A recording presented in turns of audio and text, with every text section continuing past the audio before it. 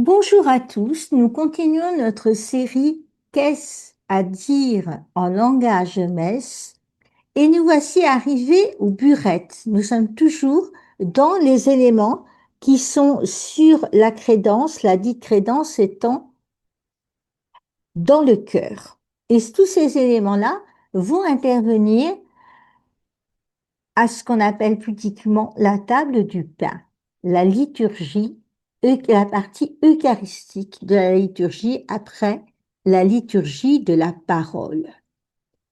Alors, qu'est-ce que c'est que ces burettes? Burette, en fait, c'est le diminutif. Vous voyez, les burettes qui sont sur un plateau, c'est le diminutif de boire, de buire, qui est un vieux nom féminin qui désignait un vase en forme de cruche à bec et anse. J'ai trouvé ces burettes dessinées, donc des flacons. L'un va contenir le vin, l'autre va contenir l'eau. Tous sont nécessaires à la célébration de l'Eucharistie. Le plus souvent, on les fait en verre. L'avantage du verre, c'est que c'est transparent et que ça permet donc de distinguer facilement le vin de l'eau. Sinon, il y a d'autres moyens avec un petit fil rouge sur la burette qui contient du vin, par exemple. Et on va les disposer sur un petit plateau de verre aussi, qui va servir plus tard à ce qu'on appelle le lavabo. N'anticipons pas. À l'origine, on utilisait des amées, A-M-A-E, c'est-à-dire des récipients à panse arrondie pour conserver le vin. Ils étaient généralement en étain et même parfois en or ou en argent pour les plus précieux. L'usage des burettes, en fait, date du IVe siècle. Il est attesté par le pape Sylvestre qui évoque les amées d'or ou d'argent que l'empereur Constantin donna aux basiliques romaines. La source Aletheia. Et moi, j'ai pas trouvé de symbolique pour les burettes. Pas de symbolique officielle, mais vous l'avez compris, je commence à être très coquine sur cette partie de notre série.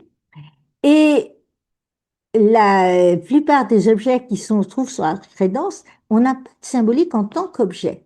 Il n'empêche que moi qui parle un petit peu le français, je sais que la burette, c'est le petit récipient qui contient de l'huile que l'on dépose dans les rouages des mécaniques qui ont tendance à se bloquer ou à se gripper.